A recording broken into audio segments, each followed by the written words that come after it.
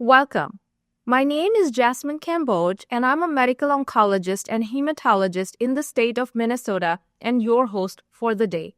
Empowering Oncologists is a podcast brought to you by OncoDaily, where we will focus on day-to-day concerns of an oncologist's being and workflow with a vision to find sustainable solutions. We hope to share our stories of wins, losses, resilience, and inspire and empower our community because we fly higher and longer when we fly together. Before we dive in, a disclaimer: the views shared on the podcast are an individual's and in no way are contributions from any institution, organization, or guidelines. World Cancer Day is a global awareness day organized by the Union of International Cancer Control, also known as UICC. To recognize and celebrate this day, we have a series of global leaders and oncologists to speak on cancer care-related issues. As I was preparing for today's conversation, I asked ChatGPT about key challenges for cancer care in Mexico, and it highlighted infrastructure shortages, geographical disparities, treatment adherence problems, access barriers, and resource allocation. Sounded very similar to our challenges in low-resource settings, even in the high-income countries. For our session today, we have Dr. Erika Ruiz Garcia, the Chief Academic Officer and Chief of the Translational Medicine Laboratory at the Instituto Nacional de Cancerologia in Mexico City. She has over 100 peer-reviewed publications and has published in prestigious journals like the New England Journal of Medicine, Journal of Clinical Oncology, Lancet, JAMA Oncology, and British Journal of Cancer. When not working, she loves to cook, to travel, and loves art. Dr. Garcia, welcome and thank you for being here. Thank you so much, Jasmine, for this very warm welcome. It's easier for you to say NCI. That's what it means, Instituto Nacional de Cancerologia, the NCI Mexico. So, well, yes, you make a very good introduction. There is a big challenge to try to give the best of ourselves in the professional way and in the humanistic way for our cancer patients here in the low, medium income countries as Mexico Absolutely, is. but you have come such long ways, Erika, and I was absolutely delighted to meet you at ASCO and at the International Affairs Committee, I think a few years back. Please tell us about your journey. You started in Mexico and you knew no borders, you knew no walls, and you've traveled the world for your training and professional advancement and also have helped others. So please share some of those updates with us. Yes, thank you, Jasmine. All my career, I have done it here in Mexico City, as you mentioned, but I was on third year of the residency when I said, hey, come on, I have to go outside.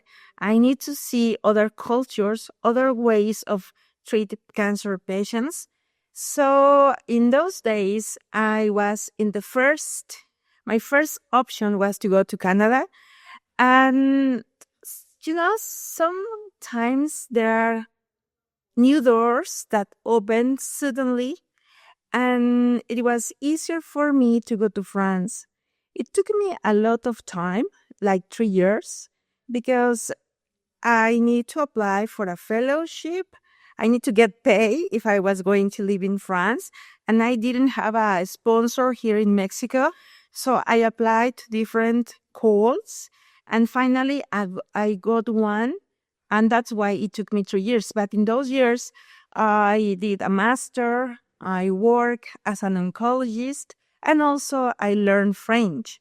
So it was I think it was so great to have that opportunity to live in other continent with different ways of thinking. As you mentioned, I love art. So for me, staying in France was so great because if you want to be a good physician, you need to know more than medicine. You need to have that sense of humanistic way so you can be more empathetic with patients. So I think that having a deeper culture, reading, seeing art, that give you that part that a human needs, that part that can understand the needs and all the things that happen into the environment of a cancer patient.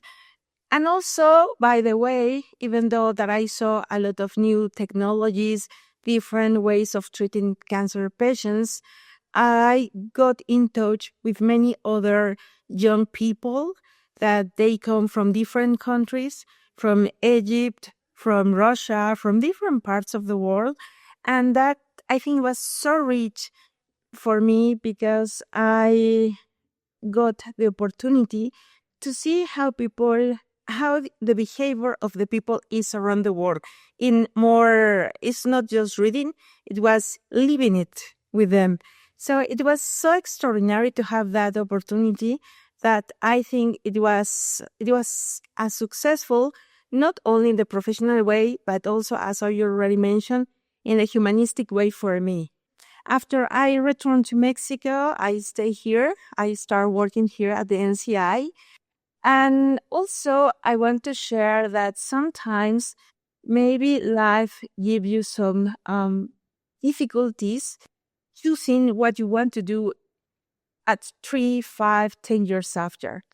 In other words, when I did in France a fellowship on breast cancer, because I was in love on breast cancer in those days. But when I returned to Mexico, the only available spot here at the NCI was for GI. So for me, it was like a shock because all my networking, all my knowledge was Oncology. on breast. But it was a challenge, and some I think I'm not so younger. Also, I'm not so old. I'm in the middle, but I think that things happens for a reason. And I remember that in those days, I said, well, I have two options. I can go and look for other institution to work in, or I can stay here and accept the challenge to be a GI oncologist, to focus on that, knowing that the GI field it was not so rich. I mean, in different meanings as breast cancer. And I said, well, maybe this is my life has to be in this way. I don't know why, but if this door is opening, I have to take this chance. So I started with my own career on GI in 2009. And I can tell you now, after 15 years being a GI oncologist, that it has been the best decision of my life because there is a lot of, in the whole world, but especially low, medium income countries, there is a lot of help for those breast cancer patients. And it's not the same for the GI patients. So I'm pushing forward to help all these vulnerable patients, and there is a lot of GI over there, more than breast. So now I can tell you with all honesty that I love to be a GI oncologist. And also I'm very thankful with this institution, the NCI Mexico, because I got the opportunity to do many things. I can see patients. I have my own lab, research lab. And also nowadays I'm the chief academic officer, so I'm helping a lot of new fellows, new students, new residents, med school pre-graduated students. So I'm very happy how life has been developing for me. Erika, thank you for sharing all of that. And I just want to highlight so many great, fascinating points that you shared. First, to be a good physician, you need to know more than medicine. You cannot not know about the humanistic part and the diversity that we all bring to the table coming from different cultures. Second, I love how you said that going to France was not just an exposure to how France operates, but it was an exposure to other individuals from other countries like Egypt and others. And so it was kind of like a multicultural exposure to your experience. And I love how you said that you were not just there learning or reading the medicine or oncology, you were there living that experience. And, there's a difference when we actually live through that experience. And last but not the least, sometimes life just throws surprises at us. And if we embrace them 10 or 15 years down the road, who knows? We are like, we love GI oncology now, right? So it's the embracing part or acceptance part is very important to understand, especially in the early phases, because we all, have our own belief system. And sometimes we don't take it with ease when life throws something different at us. So thank you for sharing all those excellent points. Erika, you have been an editor of the textbook called Translational Research and Oncoomics Applications in the Era of Cancer Personal Genomics. You've been invited to serve as the editor board of ESMO, GI Oncology Journal. How did you get to these roles, and what have been some of your challenges and rewards around these roles? Well, thank you for that question. I think it's very important to mention that many things that I have developed in these past years, I think I have been invited because of my work. I truly believe that if you have a task, you need to do it. It doesn't matter if it's a small task or a big one. You need to be commitment with that task. So, for example, in many occasions, including this book, many of the authors trusted me because in some way, time before we wrote this book, I already worked with them. So I'm so committed to do the things that I am supposed to do, that finally people can trust me. So when I decide with my other co-author to make this book, we thought that in those days, because this book was published in 2019, so we think about this idea like in 2017, it was another way of thinking. And we need to apply all the omics in a clinical way. And as I mentioned, when we did the index, we thought the many themes that we need to take into account. And because of the small work that I did before with all these co-authors, they said, yes, Erika, let's do it. So it was so great that finally we can publish this book because of all the great investigators, researchers, clinicians that share with us their ideas. And above all of this, they want to mention how things were changing from a clinical point of view to a molecular, a translational point of view. Right. Absolutely. Yeah. And so you're highlighting that your capacity to do small things well earned you a reputation that led you to, being an author and a contributor in this book. But then all of your mentors and researchers, clinicians that you work with, they helped you promote yourself, but then you actually paid it forward by being a mentor to others.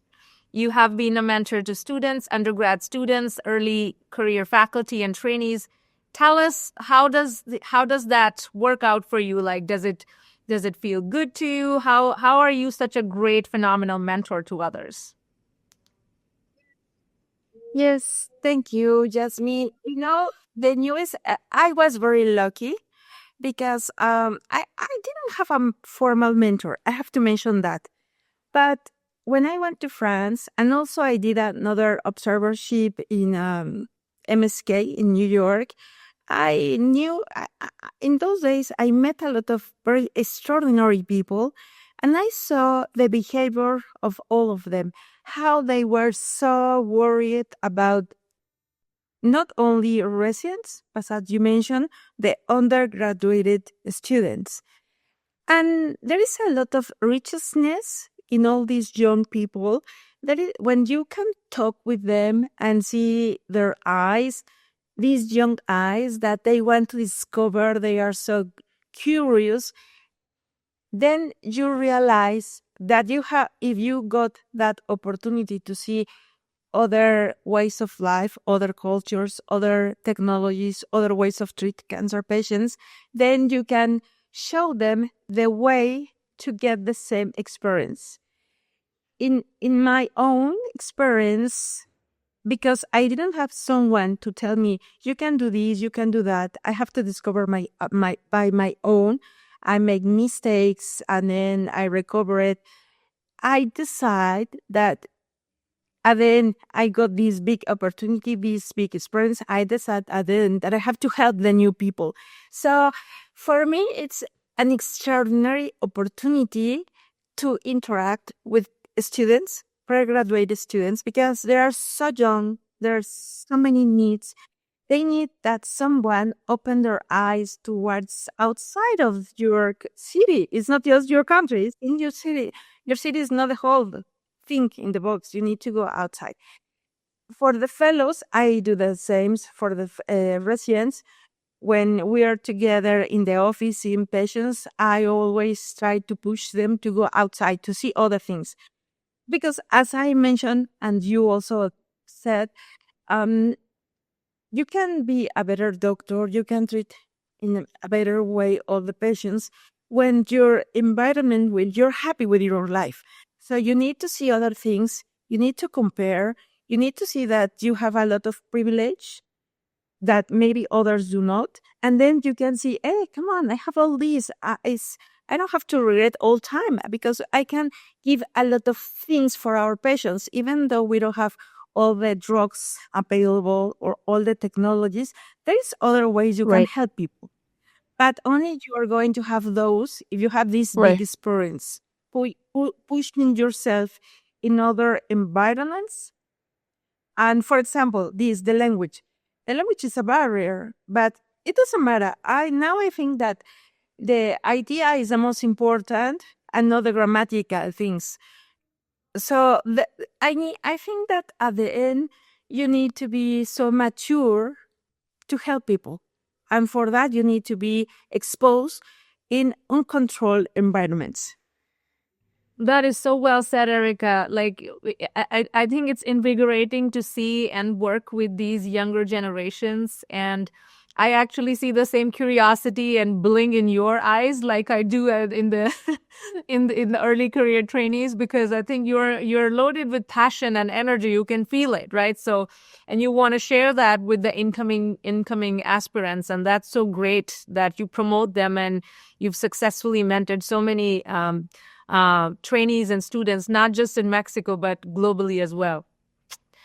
Erika, another unique feature about your journey is, we've talked about your learning experience in France and Sloan Kettering in New York, but you didn't stop there. You continued with your professional advancement and growth by also giving back to organizations worldwide like ASCO and ESMO. How has that experience been for you, and what have you learned? Well, that's a huge surprise for me. In 2018 or 17, I remember, no, in 2017, I applied to be a volunteer. But because I didn't have a real mentor, I didn't know the existence of the volunteer. It was because of my curiosity that I said, okay, I will volunteer. And then in 2018, I got different emails from ASCO and ESMO at the same time with different requests. One for ASCO was to be part of the guidelines of the GI guidelines, ASCO GI guideline. And from ESMO, they were inviting me to be a GI professor. So in both scenarios, for sure I was surprised, but also I was so thankful with what I'm a true believer of God. So I was so thankful to God because I say, hey, come on, this is incredible. After so many years working in very small things with nobody's help, suddenly I got this. So I said, yes, I take the challenge to help. I didn't know exactly how it was going to be, but I take the challenge. And I put a lot of passion. Also, I was so I tried to complete all the tasks that they request on time, because sometimes when you do not belong to European or to America, it's you have to demonstrate that you can do things. Uh, it comes with your country. I mean, if I were French or English or American, could be a little bit easier. But when you are from Mexico, from other parts of Latin America, from Africa, from India, you need to be more. You need to give more of you so people can trust you. But well, anyway, so everything that they ask me, they request me, I do it on time. And as I mentioned before, that things, that work, it was like a stir where I did the first step, and then suddenly there was another invitation for the second, and suddenly other invitation for the third step, and so on. So it was a ladder that I was going up because of my work, and I'm very proud of that for many ways. Because first, I show that people can trust me. Second, it was a challenge because I'm not very fluent in English. But I say, okay, but I have a brain and I have ideas and I see patients and I also know the needs. So I can give some other views of the disease that maybe high income countries can see it because they have other challenges, other environments. So it's starting that time. And well, nowadays I'm very proud that in both organizations I can truly work for the good of many patients, but also I have been an example for other people, younger people, that think, well, if she could do it, even she has a lot of limitations, then I can do it. Because the new generations, then now they can speak more fluently in English, for example. That is so cool that you've come such long ways, Erika, and you are very fluent in English, by the way. That is not a limitation, but you're absolutely right. Ideas are more important than grammar and any language, and we're living in worlds, where we are really trying to partner on a global scale. I mean, like, that is why we're celebrating the World Cancer Day. And so those barriers, are only in our mindset. And if you've crossed them, then sky's the limit for you. So thanks for sharing that. What advice you would give to yourself of 10 years ago? Okay, I think that the first advice that I said to me now and in those days is that I need to try that my dreams came true. So when I finish the residency, I just want to go outside of Mexico and see other things. I was afraid for sure. It was my first time to be alone in another country, but I think that it doesn't matter. I mean, we all are afraid of something in some time of our life, and I think we have to avoid that. That's the first advice. Yeah, that I think about it. The second is that it doesn't matter who you are, if you are a male, a female, if you are from a low, medium income country, or just the opposite. You need to go forward, and you need to be you need to have a good. You need to be a good human.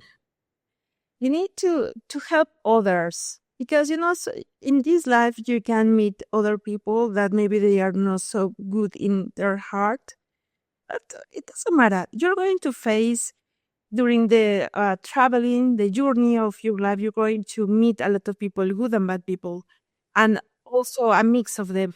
But if you really put your objectives very clear, it doesn't matter who you find in the way. You need to go there and you need to pursue your objectives. That's the other advice. Don't worry about the rest of the people. What do they say? What do they do? Go for that. Go for what you want to do. Absolutely. Thanks for sharing. A little bit of lightning round with you, Erika. Your favorite book? Oh, there's a lot of books that I love too, but I remember I was so young in those days. It was Gone with the Wind. Gone with the Wind. You might remember the film. I got it was well maybe because I was so romantic. Well, I'm very romantic. I was like 15 years, and that book it was amazing because also besides the romance, I really realized that life wasn't easy. Obviously, in that book, the history of the Black people and how they suffer, it was so terrible. I mean, it's been even nowadays. There's a lot of problems around the world. We are not going to talk about politics, but in that book had have different meanings for me. One, it was the romance, how woman, the behavior of the woman, the most beautiful, whatever. But the other part was these unfair things that happen to underserved populations. Absolutely. Your favorite leader, Erika? My favorite what? Leader. Oh, wow. That's a very tough question. But it could be very controversial.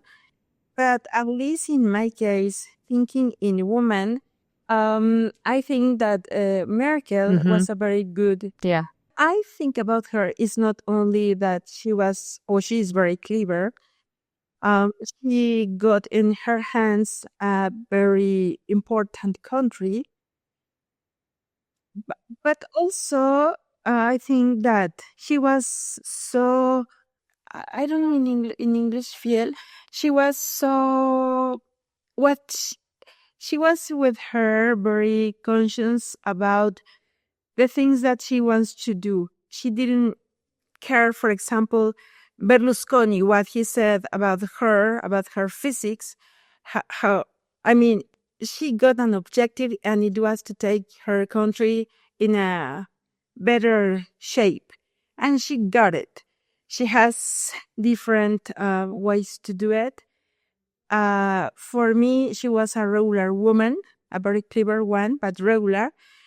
And that's very important because nowadays I see different presidents or prime ministers like very lost in their minds. And for me, she was very focused on what she wanted. Absolutely. No, and I think the word you were probably looking for was like thoughtful. Like she was very conscientious and thoughtful about her efforts towards her goals, regardless of what others said. Yeah. Erika, your favorite restaurant in Mexico City? Oh, that's also a very difficult question because we have very good restaurants here. Wow. Well, maybe not the brand of the restaurant, but Mexico is very rich in food. But what I really enjoyed are the different tacos. So you can take them with different meats or different ingredients. But I love the food. Lovely. That's lovely. Your favorite country to travel to? I love I'm a very positive person. So I love to travel. That's true. And I try to see the most important and nice and all this. I try to have a big overview wherever I go. So I don't have a specific place. If I have to go to Argentina, or if I have to go to Guatemala or to Niagara Falls, it doesn't matter. What I want to take of that place is the surroundings, the nature, the people, the food. Yeah, so I don't have any Yeah. specific place. I Yeah. love all. It doesn't matter if it's beach Yeah. or mountains. No, I just want Just to to explore. see everything. Well said. At least. Fair enough. Fair enough. Mhm. Any fun stories that happened in any of these travels that you'd like to share? Funny. Well, it's been there is so many things, but I remember once in Chicago in the ASCO meeting, I was in a window with a cloth. I was seeing that when a woman was very close to me, and when you live in a dangerous city, you are aware of the people who is surrounding you.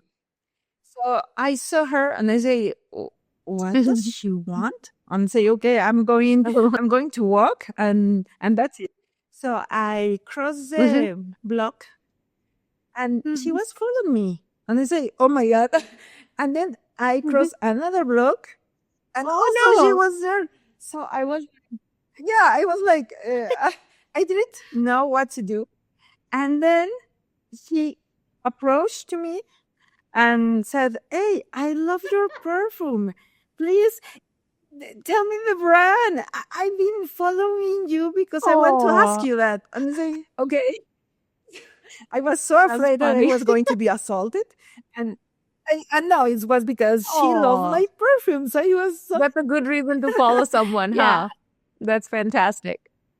Well, first time, I mean, never happened that before to me. So it was, what's going on here? Yeah. And also, I remember for many years ago, when I was a resident of internal medicine, that I went with my friend to Guatemala. And suddenly we did a very good, stronger friendship with a Chilean. And then we start visiting different places, the three of us. It was very nice because we didn't know him. And then suddenly we start talking. And voila, we have that strong friendship. That's So many sweet. things. That's sweet. Erika, last question of the day for you. If you were to relive your life, would you become an oncologist? Yes. Yeah. Now I can say yes, as I said it before. When I was in high school, it was very difficult for me to pick up what did I want to do.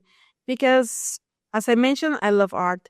So I love design and all the things that comes with that. But also, I like to be with patients. I like to help them. Even though I know that many of our patients are not going to be cured, I like to be with them and give them some hope or other ways of looking their disease. So I didn't know what I was going to select. And I remember that my father told me, well, Erika, I know you like art, but think if there is a pandemic, the physician is the only one who's going to have work, not the art people. And also he told me, and also you can do art in your free time. So I took medicine, and now I can tell you it has been also another great decision of my life because I can do both. The art of medicine, the art of oncology implies the art, the humanistic things, and also I'm very happy to help underserved populations. Well, that is very well said. Thank you, Erika. The 3 key takeaways for the oncology community from our discussion today. An important part of growth is to mentor and give back. To advance others, I guess, is the biggest reward that you can achieve from your professional journey. Number 2, your professional development and growth should not stop at your country's or city's borders, guys. Collaboration beyond the borders and advancement beyond your country and city is the key.